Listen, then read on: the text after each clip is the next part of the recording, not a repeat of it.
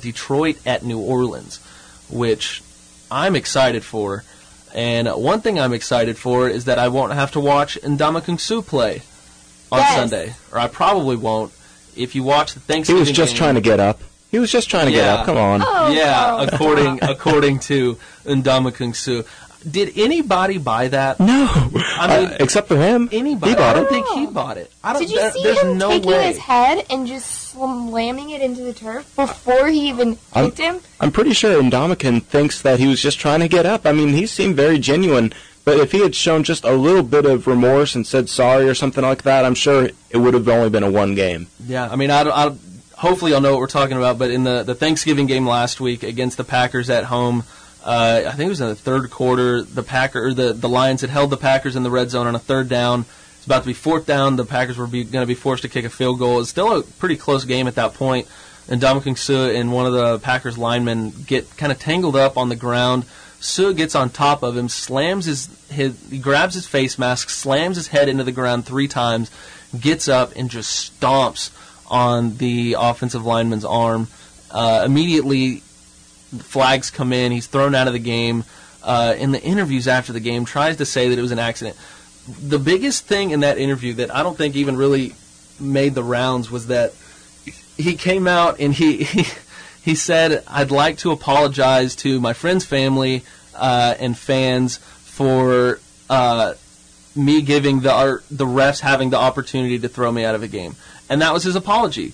He apologized for the refs tossing him from that game. And when you see a guy like that and the excuses that he made after that game, and you see the kind of player that he's been in the NFL since he's been there, just 2 years now, it's his second year, then at least 2 games for this.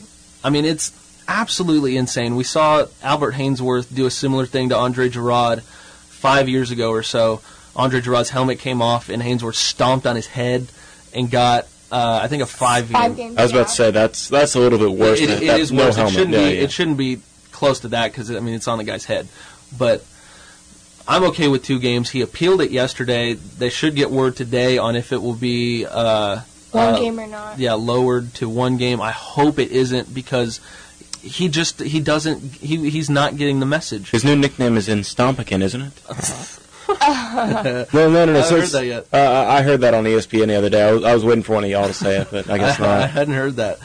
Yeah, but the guy, it's every week is a different thing with him. It's a personal foul. He's fined for something. It's the media, though. I mean, I think the media, in a way, kind of makes him a villain of sorts to point out. You know, you always have to have your villain. I know Kobe Bryant played the villain role for a little bit. But he lives up to it. Yeah. Well, I mean, he's mean. Well, I mean, you can. They keep showing that same replay, and it's like, geez, this guy's a bad guy.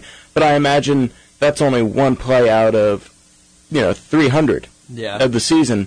And there have been other questionable, dirty plays, but in live action and slow-mo, there's just 2 different things. Mm-hmm. And anything can look really bad in slow motion. You know what I'm saying? Yeah. I mean, he says that he thinks he's being singled out. It's the same kind of thing that we hear from James Harrison, the Pittsburgh Steelers. But I tend to agree more with James Harrison than I do with Ndamukong because you watch James Harrison, and it's plays where he tackles a receiver in the chest, and because it looks really bad, they slap him with a $15,000 fine, and you're sitting here like, well, what exactly did he do wrong again? But I mean, you're seeing the plays that Suh is getting fined for. It was the stomp, of course, that was obvious, but it's just unnecessarily violent plays that he does where he's got a quarterback and he's sacking, and as he's going down, he twists them. He twists their head at the last second, or he gives them an extra smash to the ground. And I mean, it's a different age of football. I mean, it really is, where you can't get away with that kind of stuff. Maybe 20 years ago. Hey, but football is one of the few places on the planet, other than maybe the rugby field, where you can assault somebody and get away with it. The cops are going to be like cheering you on to do it, Yeah, on ESPN a few weeks ago, Tom Jackson on ESPN said pretty much that same thing. He obviously played in the NFL, and he said the NFL field is the only place in America where physical assault is legal, where it is allowed, maybe not, and not just allowed, but maybe encouraged. And people I remember somebody's like, I want a corner blitz. I want to take out, like, I believe it was Tony Romo who had the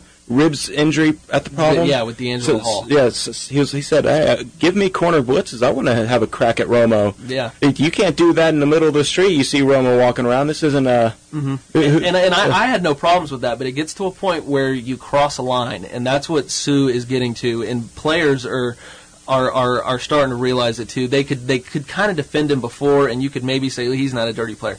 But after this, nobody is coming to his defense, not even his coach, who is a fiery guy and might be the guy who starts all this. It kind of starts with him because he's had problems with the Jim Harbaugh and the handshake gate and getting into other players. He kind of starts it, sets the tone, but hopefully he misses 2 games. I'd like to see him miss 2 games.